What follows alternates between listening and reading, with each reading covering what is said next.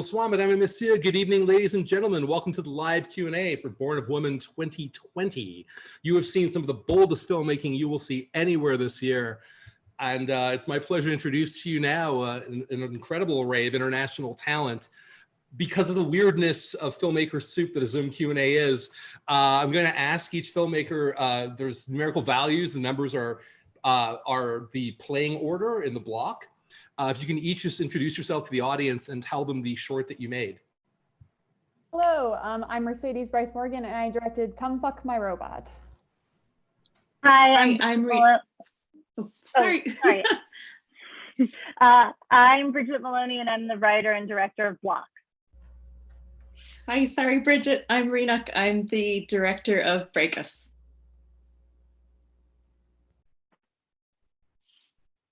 Is there number 4? Oh, it's Faye. She's not back yet. Faye? Hello? Can you hear me? Oh. Yeah. Is your camera not working? Oh, there. Sorry. It's a much better connection than with the phone. Yeah, fantastic. It's good. I'm Faye Jackson. I'm the writer-director of Snowflakes. Hey everyone, I'm Ashley George, the director of DIABLA.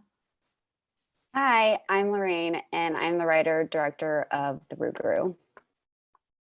Hi, I'm Chazelle. I'm the writer-director of Narrow. Hi, I'm Sabine Ehrl. I'm the director of F for Freaks. Hi, I'm Ariane Boukerche. I'm the latest one, so I've directed Il Salive, the SALIVATE. Excellent, thanks. So starting from our version of left to right, from 1 to 9, if you can tell the audience just a bit about the inception of your film, why specifically you chose to make this film this year, and what it was leading up to the project. Great, so I'll kick us off. So Come Fuck My Robot is based off a real Craigslist post of the exact same name. And it went viral because this guy that posted it thought it would be a great joke and watched Ex Machina drunk one night and posted online, and everyone thought it was real. So thousands of people started sending him messages. And so where we got the idea is, what if the robot were to say no? What would happen?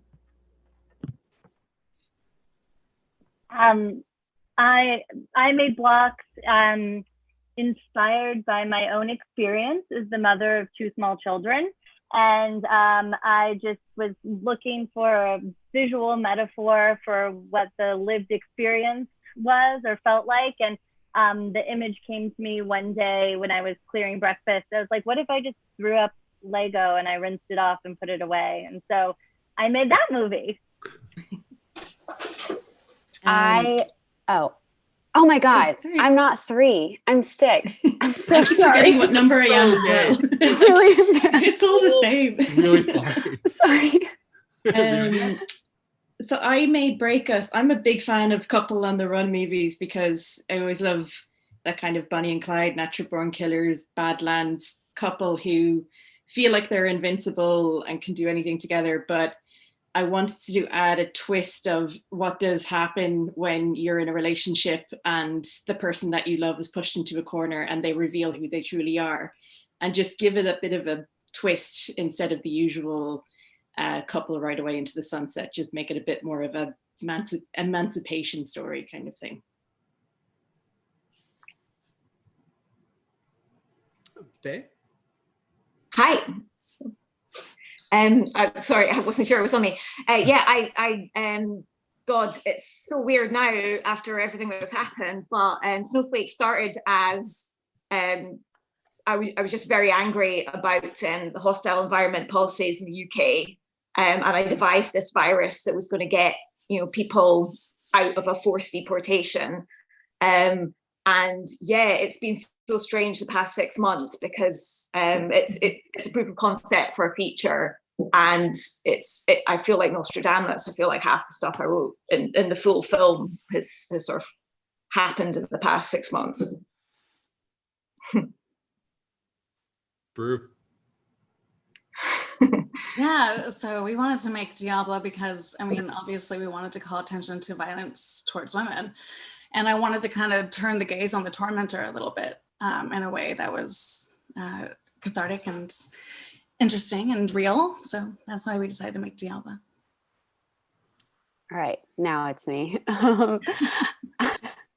I wanted to do the ROUGAROU because I picked a theme first, and I'm really fascinated by what coming of age stories look like for different people in different contexts and cultures. And I also love working with kids, and I'm also from New Orleans. And so the ROUGAROU was the natural next step. He's like the Southern boogeyman.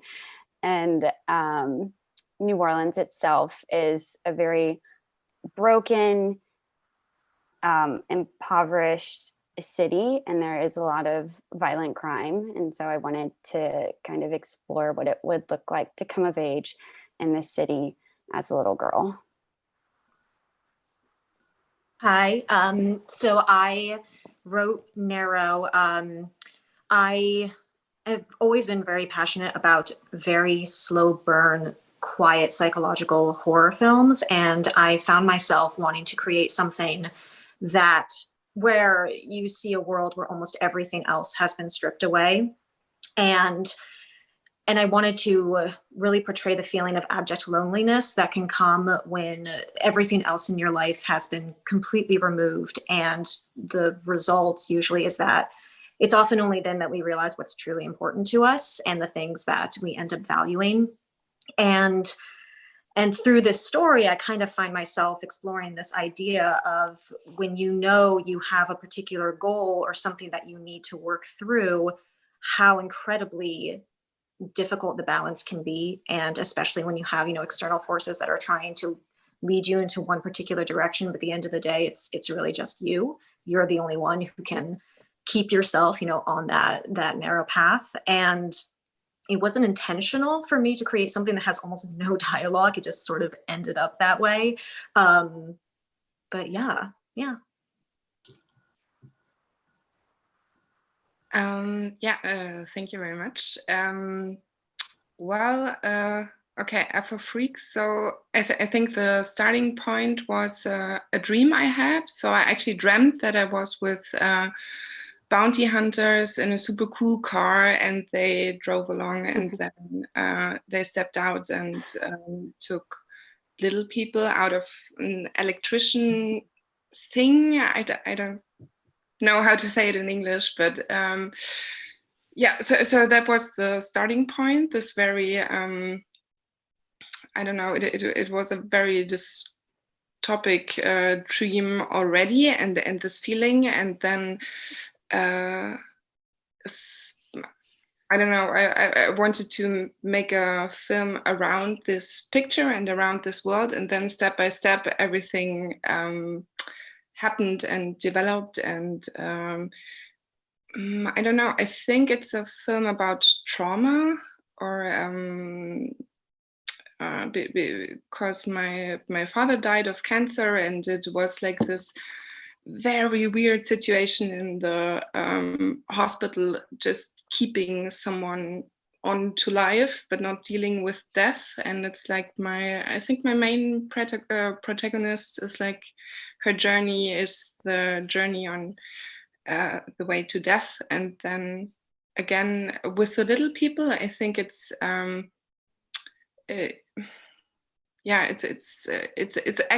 it's a very easy picture to make someone smaller.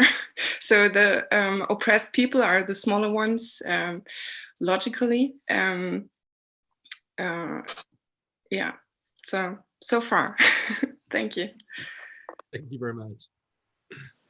And Ariane? I wish to tell something for someone I loved, and no word could express it better than this crazy film about a poison kiss. So I've done it. I haven't said anything to the man I wanted to express it, but I've made this film. Has you seen the film? Yes. Okay, good. Ariane, I've done it for him. Yeah. No, I understand, but then I wasn't sure if you made it and then to sort of put it into the world without, because that could happen. But that's good. So I need to ask, what was the casting process like for Il Salive? My casting? Your casting process. Actually, It took some discussions, probably. I met my actress in a film festival in Spain, where my previous shot was shot. Mm-hmm. And the actor, he was a friend of a director. I'm an editor, so I edit his film. And he was a friend of him, and he was a musician. Actually, he composed the music of my film. And when I see him, I just wanted him in my movie. So I proposed him to play, and he says, "No, I can't do that, it's impossible." And 1 hour later, I say, "Oh yes, I want to try." And I'm really happy. And for the others, were they all as willing? Were they all as game? Oh, no, the others, I knew them, the one who is drinking. Oh, okay, so you wrote for the people that you knew. But it's not a particular casting. Each one, it was for a particular reason. Okay. But some are friends, some wasn't. Right. Okay. Mercedes, for Come Fuck My Robot, which yes. I just love. So I love the way the film addresses themes of agency and consent and the balance it walks between confrontation and entertainment. Do you want to talk a bit about finding that middle ground, that tone balance, which is a very difficult one to nail? Yeah, definitely. That's something I try to carry into all my movies, because I personally love things that are entertaining but also make us think. And so I feel like it's, if you find the perfect balance, I always try to make things that I like to watch. And I believe something that's classic speaks to all the times, but is also something that's very much so right now. And even with this as well, we wanted to show both the men and women's perspective, because I feel like sometimes we can just preach to the people who already know something, but to speak to everyone's experience and make something that everyone can understand. That way everyone can share it. Okay, thanks. Yeah. Sabine, so in the history of cinema, we've seen many, many depictions of dystopian worlds, and yet what you convey in F for Freaks feels vividly different and singular. And I know the budget wasn't especially high, but it feels huge. Do you want to talk a little bit about creating that look and that world, and just how you were able to mount that scale of a production to get all of this? Okay. So I think what was clear for me was that I don't want to do like a science fiction in the future where everything is clean, or I don't know. I really like this 80s style, and I thought, why not tell a world that has stopped in the 80s? And what was very good for us, and actually then in the end very easy, is when you have the rules for the world. So everything is every technology or car or something like that cannot have been produced before the 80s. So that's the rule. There you go. It's also with the camera style. We did not want to have any sky. So that the angles is that everything is very dragged down to the earth. And then for makeup and costume, it was always the rules were sweat, old, and dirty, and blood. And it's actually and then it was pretty easy, and I had a very, very great costume designer. She dragged the costumes through coffee and tea, and then it was actually very, very easy.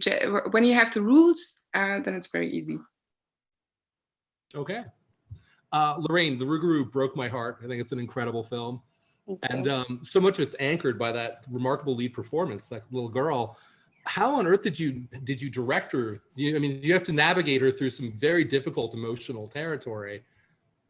Yeah. What was the working process like? I wish I could take credit, but Victoria is a pretty remarkable girl. But that said, I do find that whether you're working with kids or adults, the pillars of working with actors are the same, and that's trust. As long as you can build a rapport and make someone not only feel comfortable but empowered, then the performance is only natural. And so if they understand what their character is feeling in the moment, where they've been in the past, and make them feel like they are, I guess, strong enough to carry out the performance, especially with kids in general. I find that they get really insecure. And so you constantly just like have to always be reinforcing their confidence and also making sure that they understand where they are in the story. And as long as you have those two things. For me, in terms of she wouldn't have had the reference points, I would think, to navigate through some of that material. Yeah. Thank you. Okay. Yeah, Anna, I'm always interested in when actors make the transition into writing and directing. And I find it interesting that you chose to make your first film without any dialogue, effectively, or with very, very little dialogue. Do you want to speak to that? Sure. So it is my directorial debut, and I always knew that I wanted to act in it as well. And it's funny because I was pretty new to the world of directing. Everyone that I spoke to when I said, oh, I'm going to direct this and I'm going to act in it, everyone's response was, oh God, why are you doing that? And which kind of freaked me out. I was like, why? What's wrong with that? But it was very challenging, but I was really fortunate in that I had a team that I could really trust. Like I had a wonderful producer who has tons of experience both behind and working on camera as well. So because I couldn't, run behind the camera after every take and watch my performance and make sure that it was satisfactory, I had to work with people who I very much trusted, which helps enormously for me to be able to trust my own performance and trust that we got what we needed when I wasn't necessarily able to verify that. It was only after the fact that I realized that my character has no lines. I had originally a line and we shot it, and then in the editing process, we realized it just didn't work and we cut it out. And it was only afterwards that I realized, oh, wow, I wrote myself a role and I gave myself no lines. That's interesting. But it then presented its own challenges because the acting couldn't come from dialogue or monologues. It just had to come purely from, my face and nothing else, and just reactions off the other characters. And I have like a scream at the end, and that's pretty much it. But none of that was intentional. But overall, it was not nearly as terrifying a process as I think a lot of people made it out to be. A lot of people said, oh God, directing yourself as an actor is so incredibly hard. So I think I had built it up to be something just insurmountable. And then at the end of the day, I realized, oh no, it's not that bad. People like to do that. They do, yeah. They like to psych you out. Yeah, they're like, why would you do that to yourself? Yeah. No, you should always do it. And it's beautifully directed. It's really accomplished. Thank you. Oh, you're very welcome. It's a pleasure to be able to premiere it here. So Faye, first of all, it's great to finally meet you. This is the third film of yours that I'm showing. Yeah, no, thank you so much. Yeah. I love your work. I mean, it's the first we have to meet like this, but I really wanted to come this year. I mean, yeah. But on to Snowflakes. I love the way the film addresses prejudice in virtually all the institutions. I mean, you touch upon healthcare, immigration, law enforcement, and you bring it in a certain biblical way. I mean, between the quotes and characters turning into sand. Do you want to speak to that a bit? In a way, it's difficult because it was actually made as a proof of concept. I wasn't even sure that it would work, as a contained short, because it is a bit open-ended. Because a lot of it was about sort of showing enough of the feature. So I suppose that's why there are quite a few themes and ideas kind of touched on in there. But I suppose it did just feel very biblical in terms of, I suppose it's such a dehumanizing process, you know, the forced deportations, and I kind of wanted that blow back, and the ultimate dehumanization is you know, to sort of cease to exist. This kind of the idea of you're turned to dust, which is very biblical, but it's also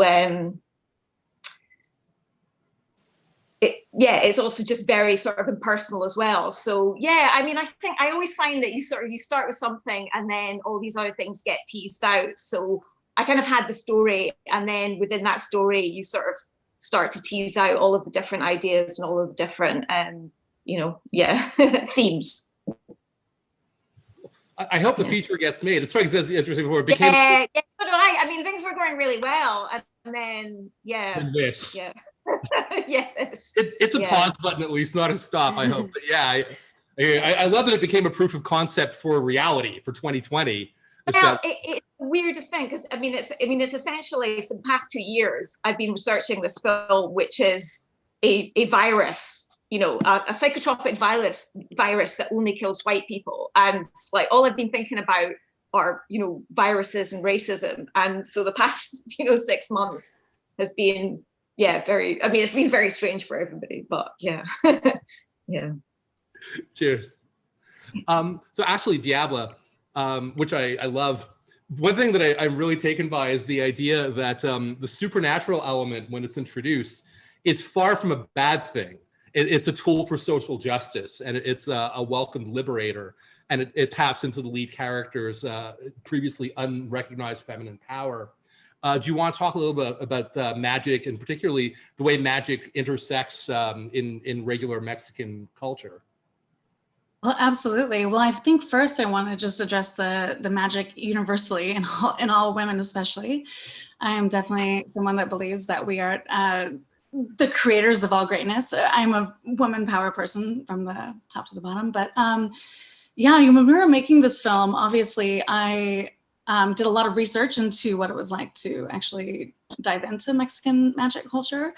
We were not trying to specifically create like a Mexican magic, so to speak. It was more of like a sisterhood. It was a little bit more inherent in the woman. But I mean, essentially it's like the power of women together and like what we can do together to fight this. And it's not a vengeance for vengeance film, you know, it's just really about people coming together and trying to create a more just world. And sometimes vigilantism is needed because we reach a boiling point. So that's kind of how we reached that, if I answer that correctly. Yeah, and it also speaks really strongly to the machismo culture that's still very prevalent. Yeah, absolutely, especially in Mexico. Yeah, I mean, we wanted to make this film there because, you know, when we were getting into developing this story, it was right after Trump was saying all these horrible things about Mexicans as rapists and et cetera, et cetera. And so me and Maya Korn decided that we wanted to kind of place this film in this space and collaborate with men and women, all genders in Mexico, and create a story about violence towards women, because it's clearly a very big issue there with femicide in Mexico. So, I mean, yeah, it was a great honor to collaborate with Mexican women and try and bring this issue to light, you know, and I'm so glad it's screening to audiences around the world. Excellent, thanks. Rioghnach, was that a real bank, that location? Did you shoot in a bank? It wasn't, but we took a very long time to try and find a place that suited. It was, we have these things in Ireland called credit unions. They're kind of, you know, kind of like a local kind of savings place, but there was this derelict, perfectly intact post office set that was just ready made. And we wanted to have that kind of 1970s palette. And while we found ones that were sort of nice and glossy and had loads of, you know, plastic screens and lovely glass windows, we wanted the kind of rough and ready 70s, 90s tinged color palette. So we got very lucky because then they demolished it the month after we shot. So we got very lucky with that place. So no worries about tripod marks on the flooring or anything like that. No, I mean, they were pretty much like, do whatever you want, you know, like we're ripping this down next week. So, you know, we kind of had carte blanche to, if we wanted to, you know, tear through a wall, we could have done it. But the only thing damaging I did was accidentally set off the red button that actually calls the police. And we had to call the police. And I just saw a red button underneath the table and actually went, oh, I wonder what this does. And of course I pressed it. And then we had to stop the police from coming out. I don't think they were in any rush though. Fantastic. And it does have a very 70s Peckinpah sort of look to it. Yes, very, very Peckinpah. A big Peckinpah fan myself, but a sort of a love-hate Peckinpah fan. I love the aesthetic, the grit, and the grain that's in them. Gender politics in Peckinpah films are a bit gross. Yes, exactly. Yeah, it's sort of like wanting to make your own Peckinpah movie and just make it something that feels a little bit more empowered on the female angle a bit. Right. Bridget, so vomiting Lego blocks has never felt more honest. Do you want to talk? Yeah, you're very welcome. It's a great film. Do you want to talk a little bit more about the ideas of using internal manifestations to create private spaces? Oh yeah. So everyone's seen it who's chatting. So at the end, she builds her. I kept calling it the hut. She vomits all these Legos and then she uses it to build a hut to hide in from her family, roughly. And I couldn't figure out how to end the movie for a little while when I was writing it. I was like, and then this is terrible. Like it just happens forever and ever. And then I had this idea of like, what if she can make something out of it? And that sort of felt very elegant. And I was very satisfied with how it looked too, which was like really important to me that it looked a certain way. But yeah, I just really, you know, I love being a parent. I feel like I need to say that every time, but it's very challenging. And I also was like really into the body horror part of it from like an objective. I was like, this is wild. I had my children biologically during pregnancy and breastfeeding. I was like, it's like a shower head. I was like very into all of the weirdness. And it doesn't really go away, especially when they're little. And so I thought, but it's generative also.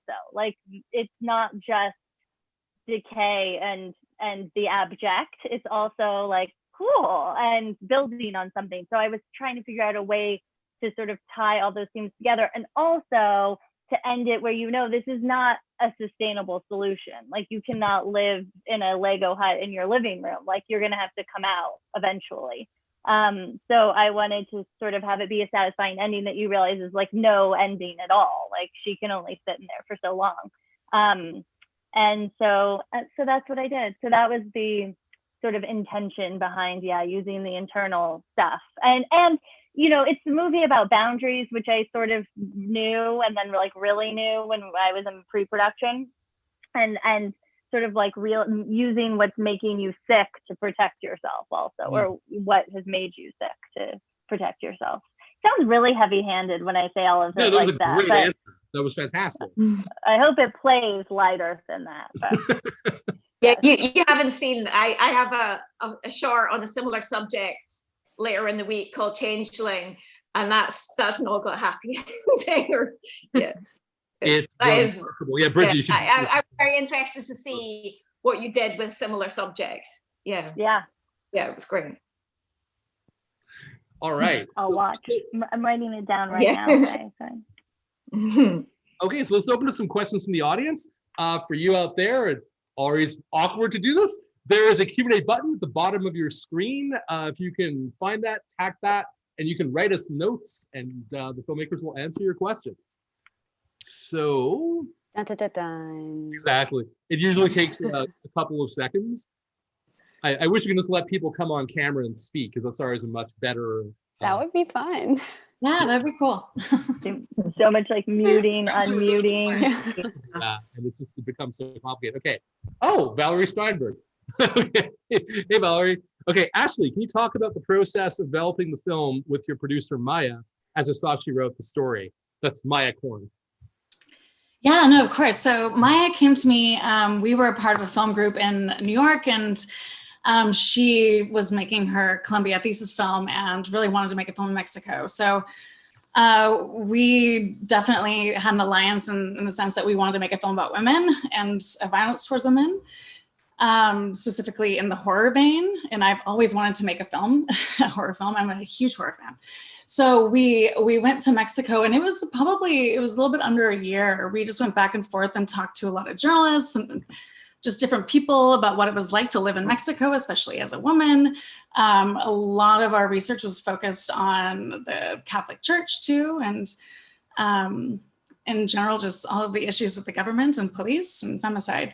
So we were there for about, I would say, like 7 or 8 months, back and forth between New York and Mexico, just researching. So the development process was long and steady for me, because of course, as a New Yorker, I needed to do research, and I wanted to make sure that, you know, directing a film in Mexico, that I was making sure that I was portraying it correctly.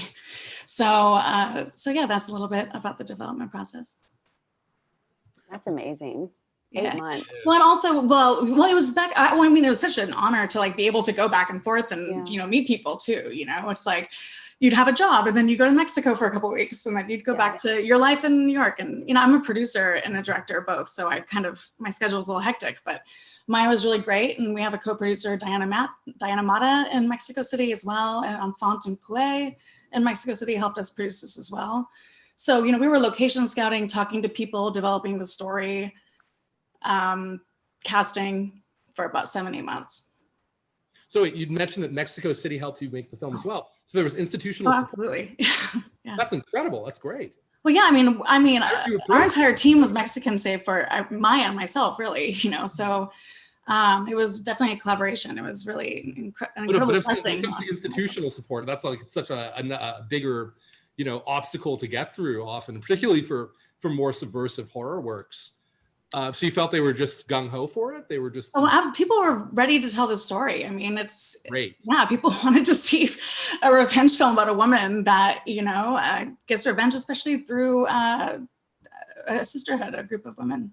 It was just powerful. Beautiful. That's really good news. Yeah. So question for Ariane from John Aucoin. Ariane, what did you use for the saliva? I used some eggs. I shake some eggs and glycerin and syrup, you know, sugar, liquid sugar. I haven't tested, but fantastic. And the consistency of it. That's really important. I can't do so many takes, you know, they can't drink so much it. So I have few takes to shoot each time. Cool. I had the same exact question, so I'm glad we addressed that. Me too. Yeah. It looked incredible. Yes. And some real saliva. I want to ask how extensively shot listed was the film? Because the visual breakdown, there's such a specificity to every beat of that movie. It's so gorgeously executed and very obsessively detailed. Was it really broken down from the get-go? Did you figure it out on the location? I'm presuming it was shot listed, but I'm just asking. It was really clear in my head when I wrote it, because I wanted that shot, and then when I was in the flat with my DOP, we choose the right angle each time, and we discussed. And actually, I always wanted to be where the saliva is. So there's no cut in the story. We are always where the infected saliva is. So we don't have so many choices each time. Okay, nice.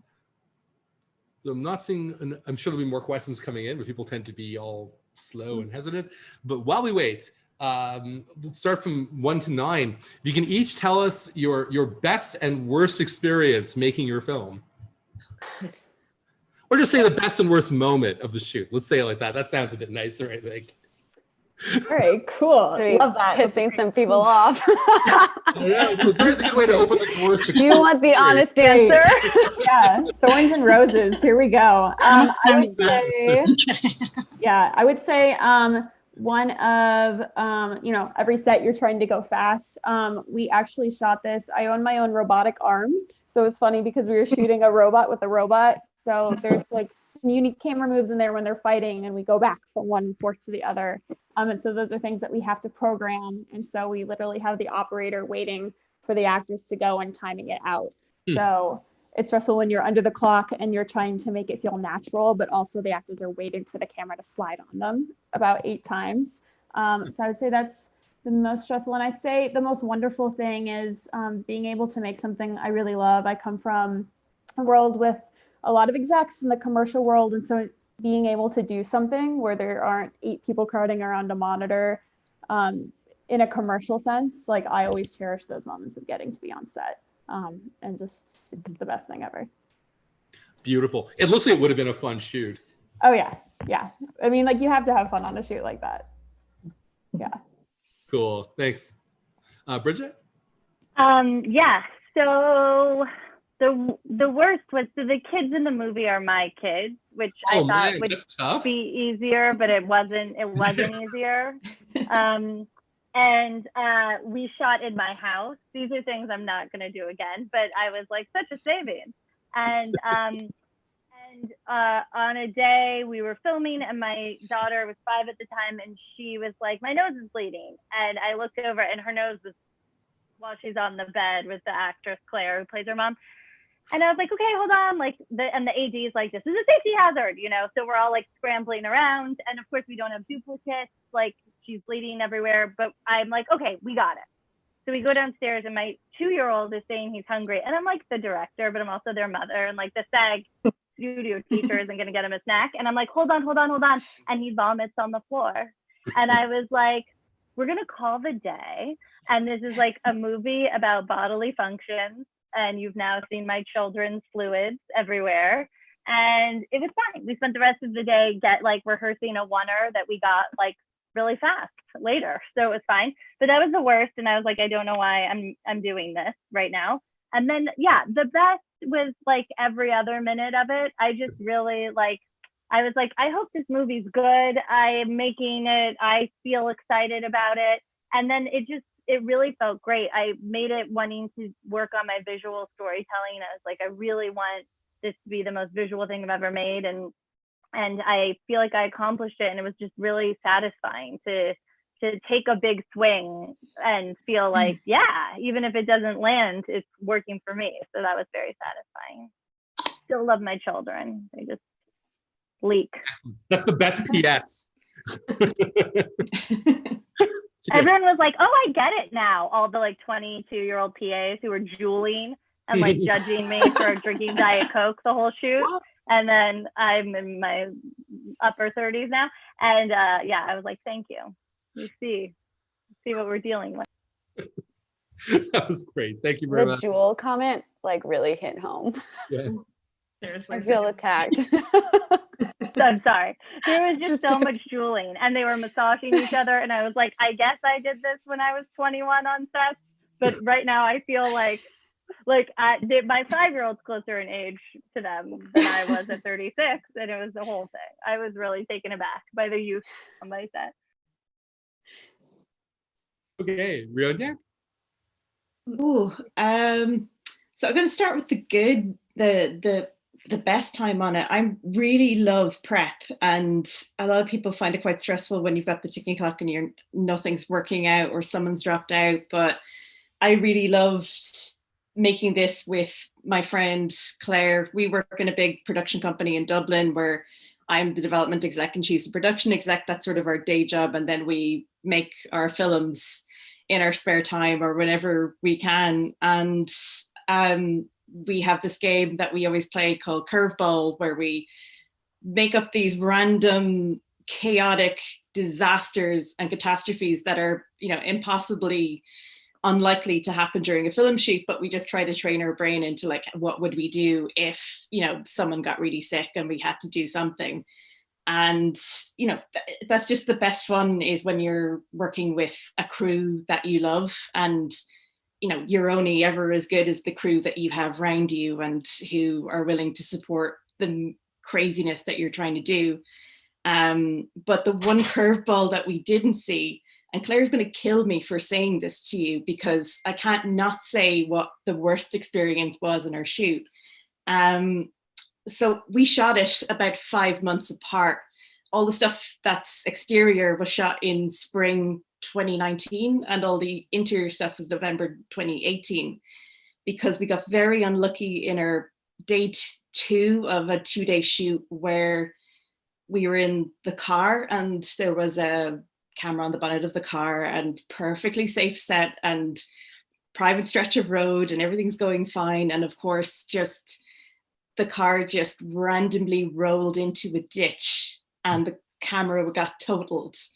And the cast were in the car and it was just an absolute disaster. And everyone was perfectly fine and they went to the hospital. But of course, we were like looking at our car totaled in a ditch with a smashed windscreen and a camera that was completely ripped apart. And we were just like, I don't think we can shoot the rest of the day now. And we just had to file for insurance and figure out how to get the show back on the road. And of course, 5 months later, people had gained weight and cut their hair. So we had to do extensions and make people kind of look the same as they were as well. But that was probably the most stressful thing that happened.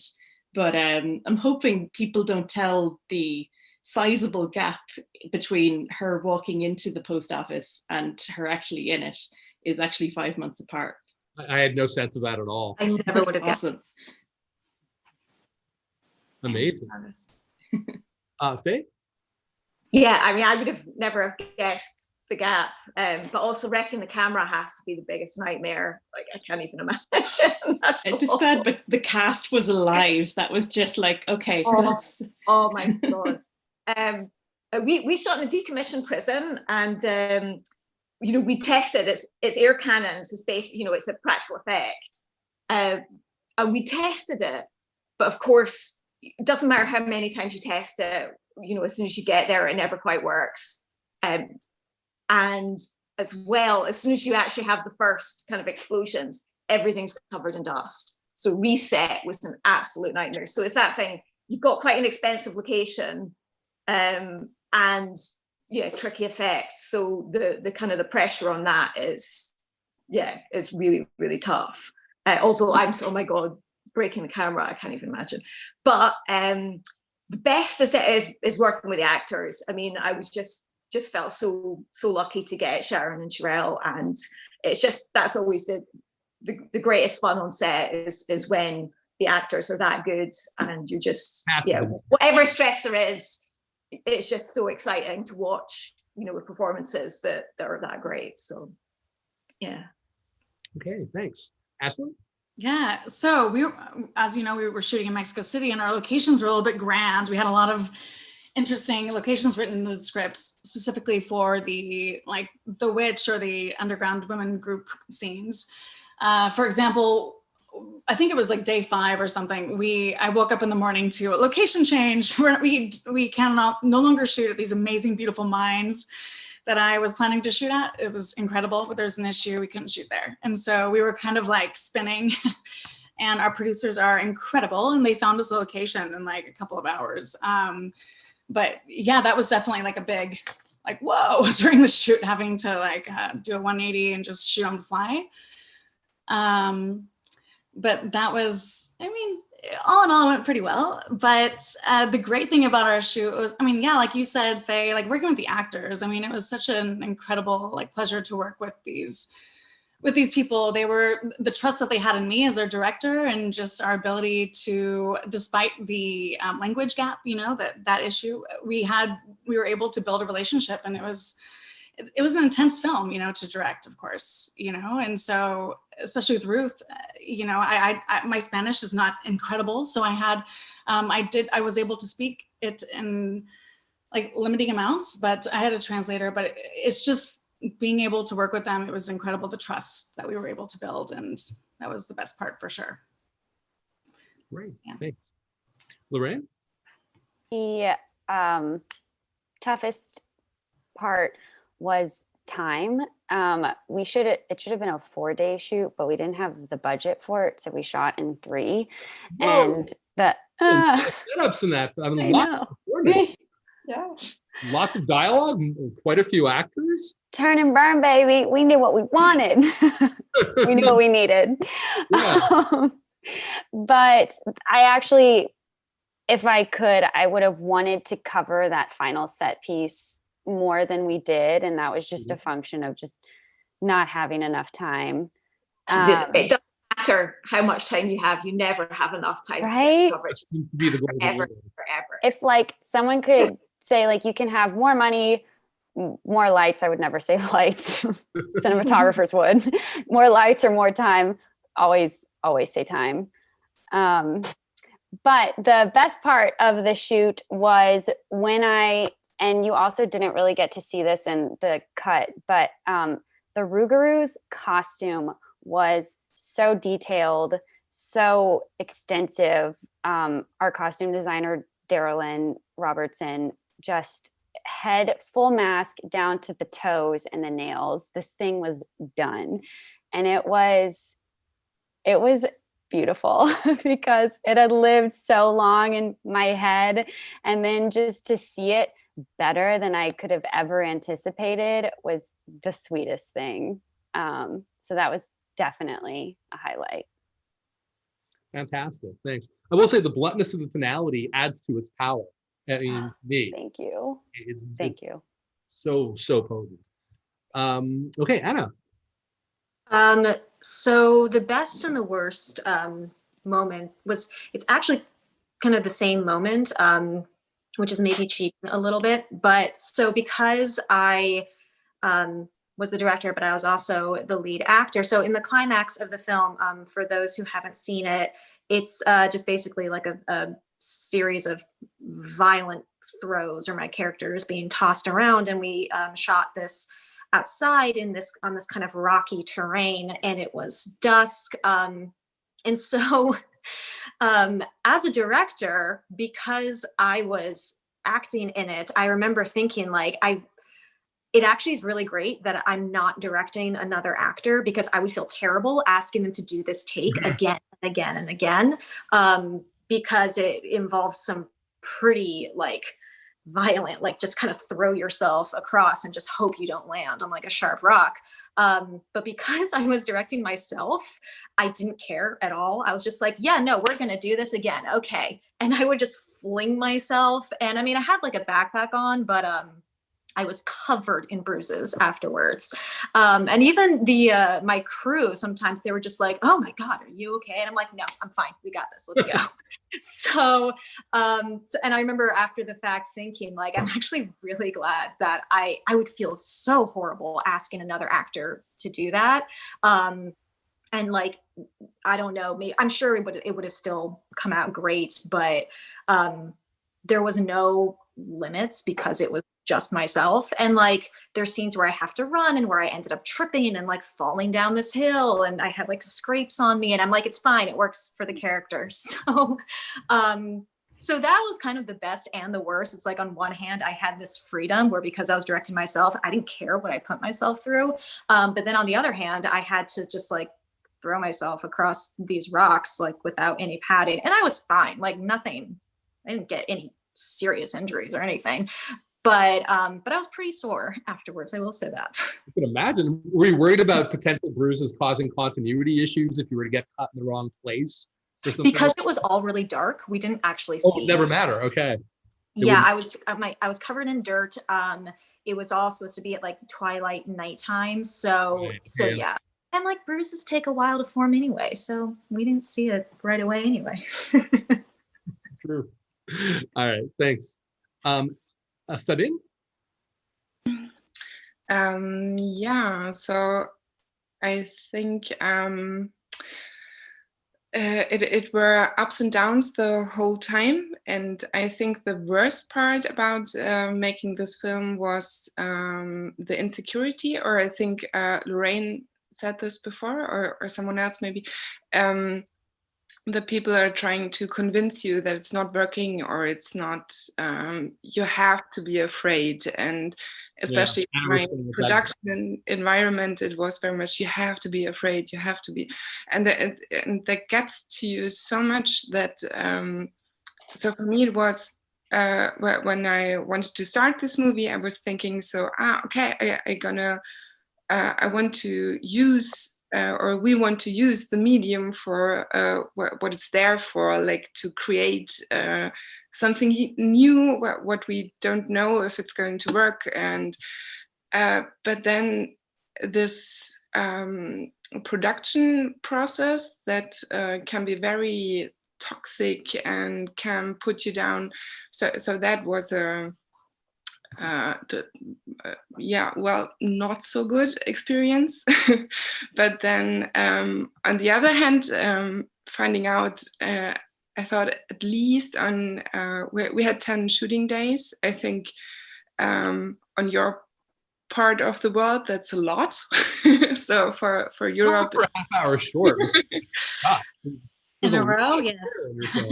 Yeah, I don't know, because I met filmmakers at Sitges, and they said they made the greatest movies in 18 shooting days, and I thought, what? So it's unbelievable, and I was kind of ashamed for having 10 days and complaining, but anyhow, but then seeing that, you know, overcoming the fear of everyone else, and also my own fear, of course, because I did not know, it could be super ridiculous having small people in your film, you know, it could be just super trash. But then seeing my great actors, and, you know, developing, and then on, yeah, at least at the mid of the shooting, I was extremely happy. And it's also when I started writing it, I wrote down this dream, I think 7 years ago. And I thought, okay, when I can make this movie, and when I can convince people that we are going to shoot tall people and small people, and they're all in it, then I've made it. and if I'm gonna make that, I take my moment, and I think I did not do that, but afterwards. so this was yeah, this was a super, actually also with the actors and with most of the creative team, it was an exceptional experience. Okay, thanks. Ariane? Me, I say the most difficult part was the shooting. It was actually very, very tough and tense, because I thought it would be kind of easy, of fun, because I have choose all my team and I love them very, very much, but it was very, very hard. At the end, this is this water on the floor, and I was really, really, really anxious about it, because if I broke anything, at the end there's this pupil, there are at least 10, and the light behind the water, I can kill 10 pupils. It could be really, really helpful, and they haven't died, so it's great. But the first day I was shooting this shot, and after I said to myself, oh, it's okay, the tough part is done. But not really, not. Each day it was tense, it was hot, I have to ask to someone I love to beat them, to kiss them, to spit on them. It was very, very hard to me to ask that, but I really want that film, so I've asked it, and it was really not pleasant. But the great part is to show the film in public. it's not here, of course, because this is online and the pupils are all alone behind their screen. But when they're all together and they're screaming when, you know, they're eating, drinking the saliva, I felt so well. I'm really happy of that. But we lose that online. I know. Now, c'est vraiment pas la même chose. The two online is not a replacement for a film festival. Mais c'est votre film. It's your film where really I was like, I need to see this with a big audience, just to feel, because I mean, there's a certain absurdity to it, but it's so poetic, it's so poignant and almost operatic, you know, in its execution, and it's amazingly dreamy and seductively shot. I feel that the audience might giggle at the beginning just because the concept is so abrasive to them. And then at a certain point, they almost have to submit to the imagery and the tone of the film.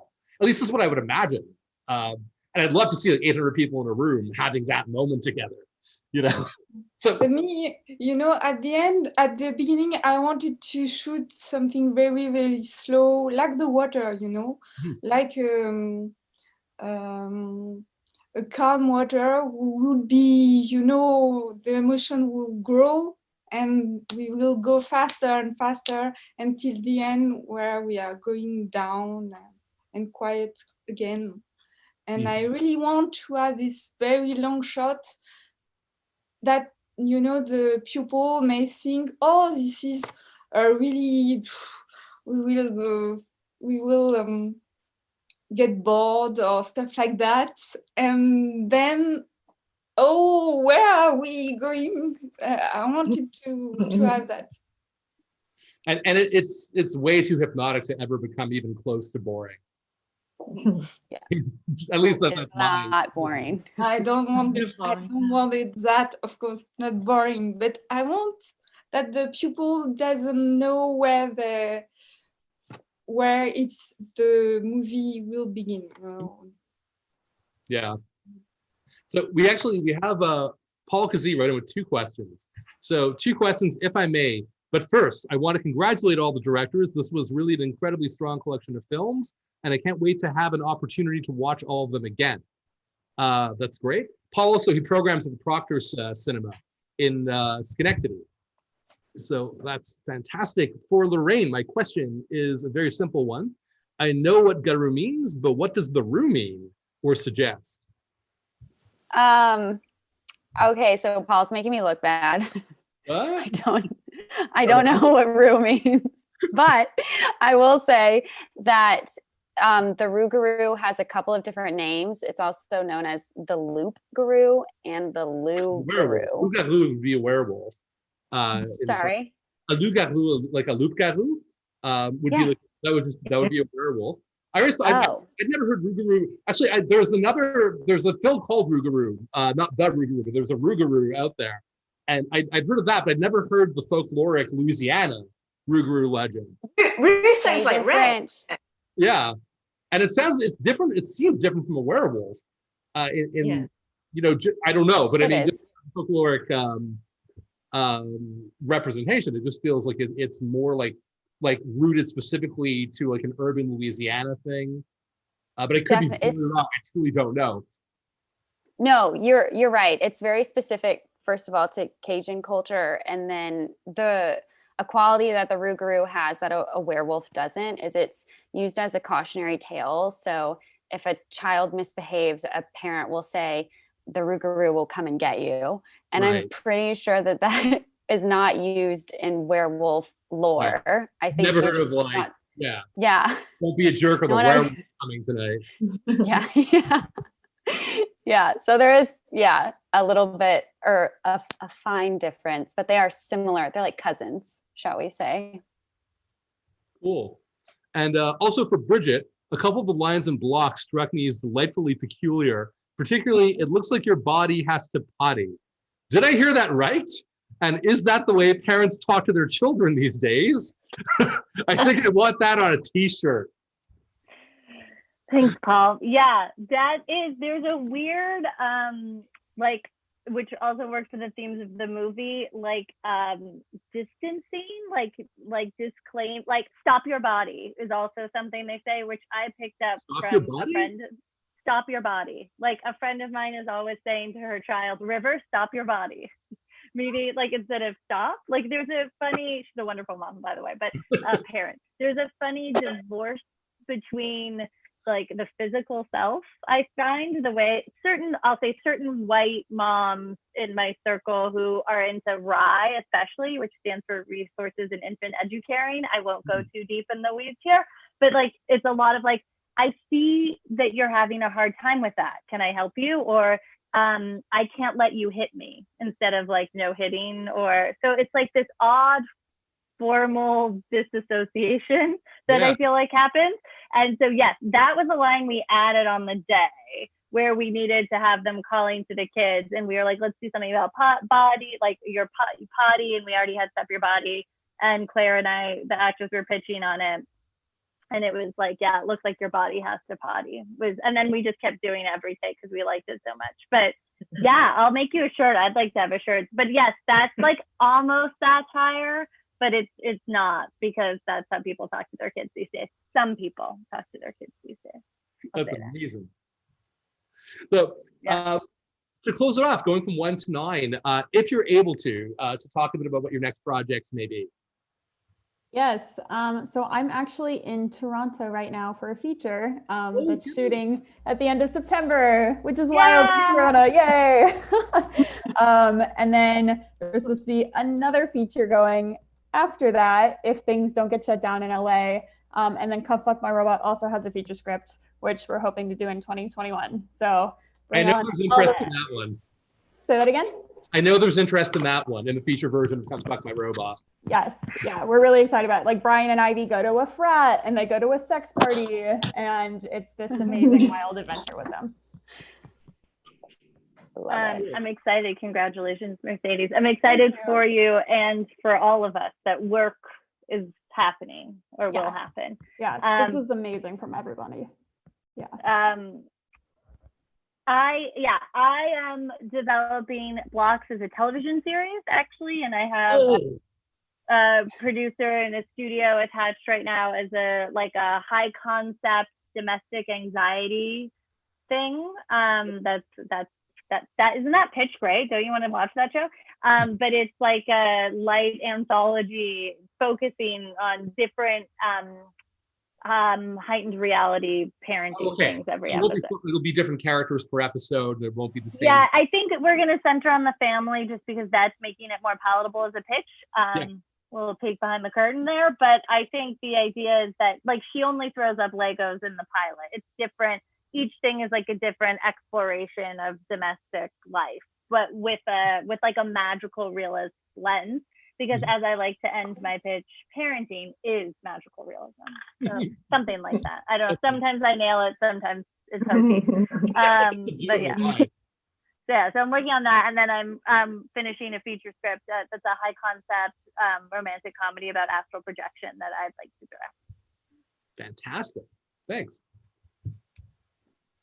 Number 3. Sorry, everyone's in the orders keep rearranging on my screen, so it's so confusing. Oh, Rioghnach. Sorry. What's next? God, I have another short film that I'm due to shoot at the end of October. It's kind of like a Lynchian, I don't quite know how to quite describe it, kind of film. I suppose it's like a sonic ghost story set in a big haunted house about a composer who composes a 3-movement suite to try and communicate with her dead partner.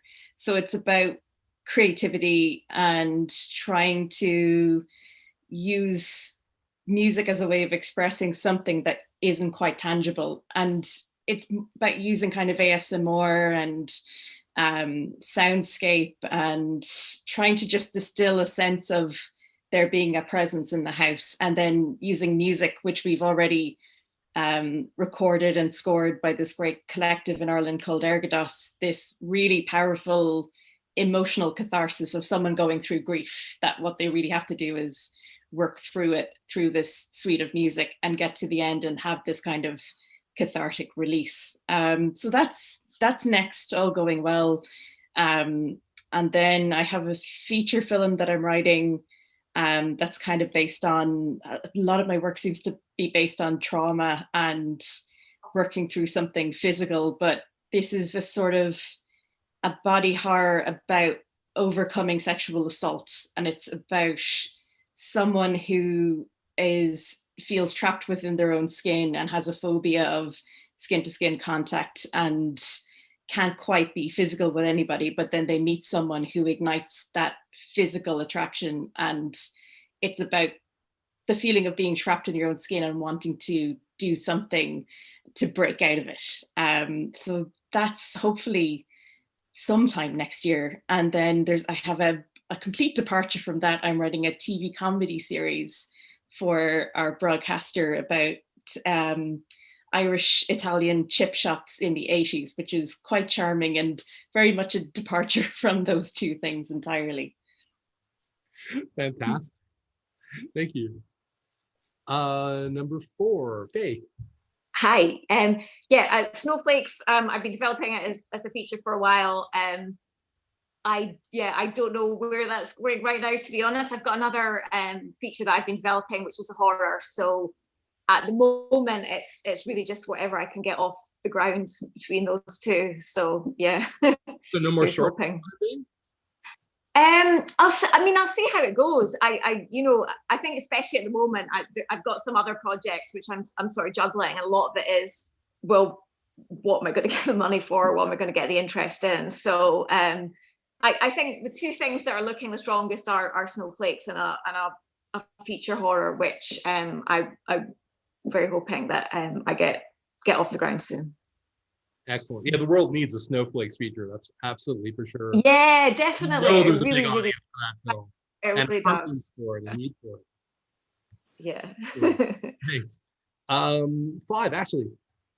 Yeah, so I'm developing and producing many projects with friends, from features to shorts, in the next year, hopefully. But for me, as a director and writer, I am working on this intimate supernatural horror about a woman whose greatest fantasy is to be abducted by aliens. She just wants to get outside. And all of this comes into fruition when she goes home for her best friend's wedding to their suburban lakeside hometown. And she builds a relationship with her father, who she hasn't seen in 10 years. So it's working on that script. It's almost done. I have some producers that are interested in it. It's very exciting. So yeah, hopefully we can show that to y'all soon. Fantastic. Thanks. Yeah, thank you. Right. Ashley, my twin sister's aspiration in life is to be an alien diplomat. So maybe you guys should talk.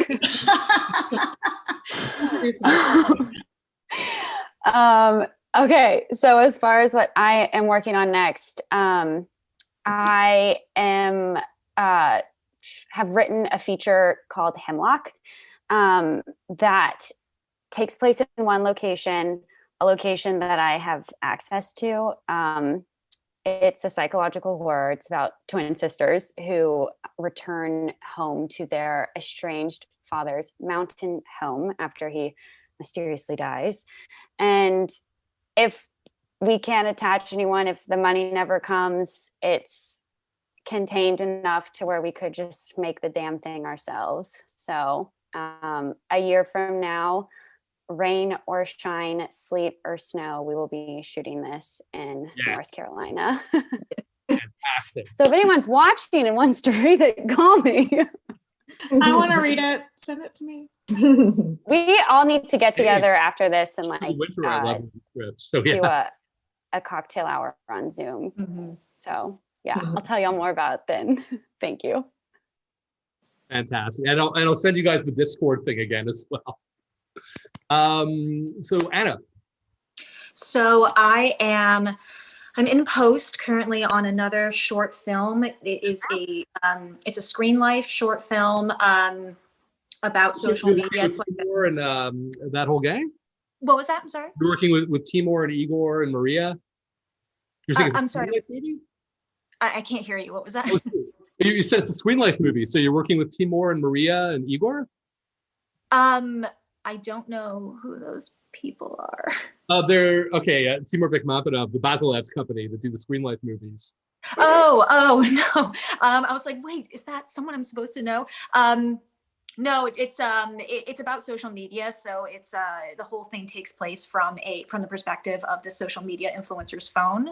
Okay, right. And it's like a dark comedy / black comedy with like some pretty dramatic elements to it. But we actually shot that a while ago, and we're in post on it. So hopefully we'll finish that soon. And then I'm also finishing up a feature script, which is a psychological thriller, like a very contained psychological thriller horror that's about a woman who has a neurological condition called prosopagnosia, which means that those who have it are unable to recognize faces. So it doesn't matter who it is. It could be someone you've known your entire life. You turn away from them, you turn back, you have no idea if that's the same person. So they rely on other cues like the way they dress, the way they speak, their hairstyle. And it's about a woman who has this condition, who lives a very remote lifestyle, and she starts to suspect that her husband might actually be an imposter.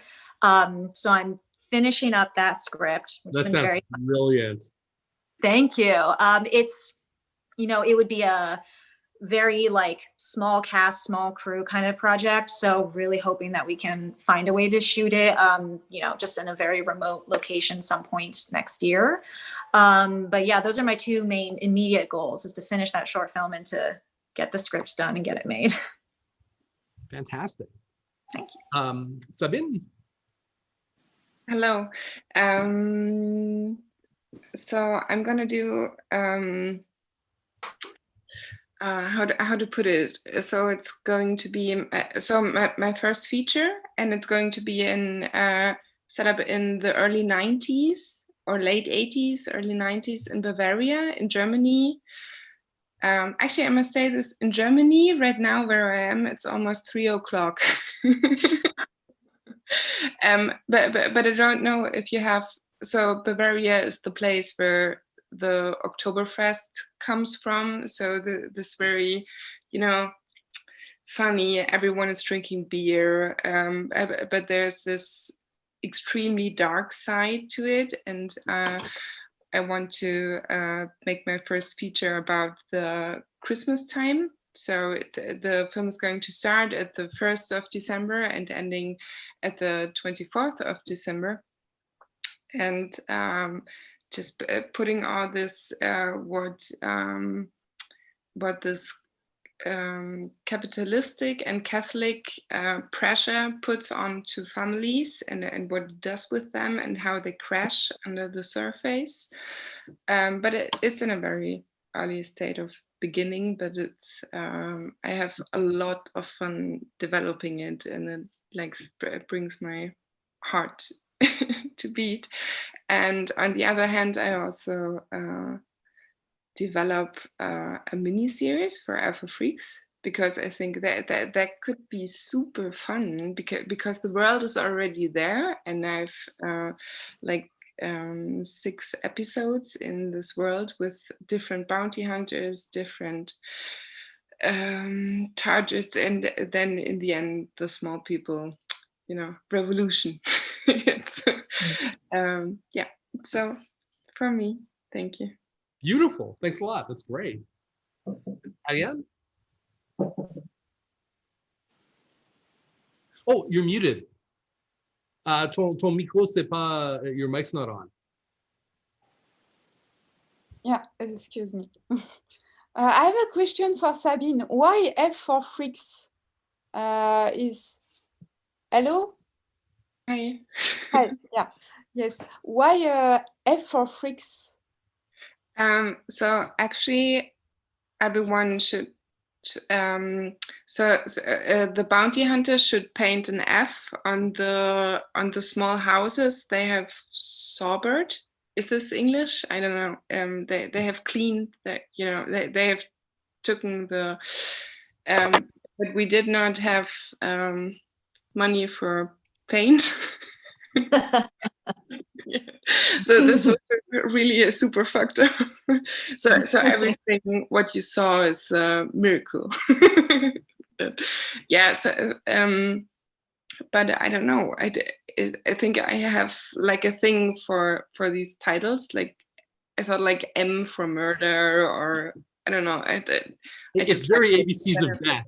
Because me, I when I see your movie, I loved Orson Welles' movie F for Fake, and I was kind of disturbed because I was looking for something like that particular movie in your movie, and at the end, this is really different. So it was weird for me. Because there's a very big twist in the Orson Welles movies at the end. Yeah, no, you're totally right. But in the end, I wanted to keep it up because we had so much problems at film school. Everyone, this Afro Freaks film, blah, blah, blah, blah, blah, blah, that I wanted to keep the title just to say. But it's great. You remember. Of course. No. That's all. And me for the what? Oh, j'ai dit juste pour votre projet, your next project. No. I want to edit more, and I have a feature film. I'm in the beginning of a feature film, and there will be saliva and murders. It will be a thriller. So is saliva now one of your signature visual components that will be a recurring thing, do you think? Yeah, it's been some years. I have a particular thing with the water and saliva. Yeah, yes, a lot. Excellent. Something. Sorry, quoi? No, I don't understand. I don't find the word. Ah, donc tu peux dire en français, je peux possiblement traduire. Mon français, c'est comme 50%. My French is about 50%. Mais je peux essayer une traduction. I could try translation. I speak French as well, so I'm happy to help. Oh, et Anna. Je parle français aussi, si vous voulez. Non. Even in French, I don't. J'ai pas les mots en français non plus. That's why in my movie it's mute. So. But that's a sign of genuine personal filmmaking when there are literally no words to express it beyond the work. Almost no words. No. It was the first time I used words on movies I've made, and was words for saying nothing in particular. Well, now it's time to create our own words, huh? How about that? Yeah. New language. Beautiful. All right. Well, thank you very much. I want to see everything that all of you ever make. And again, I want to see your past films. This is the first one that I've seen, and I'm blown away. Cool. Thank you so much. Thank you very much. Mitch, thank you. It's so nice to talk to you. Yeah, Thank you. I've known Maya for a long time. It's great to finally meet you. I know, same, likewise. And it's so nice. You guys are so great to be in a room with all of you. It's really wonderful. Agreed. This is awesome. And thank you, Mitch, to have invited us. Thank you for trusting us with your film. Everyone, thank you for having us. Honor, that it's such a great festival, and then you have to go there. It was my best festival experience, and I cannot go there. I want to come to Fantasia next year. Yeah, definitely. Yeah. I'll see you at karaoke. No?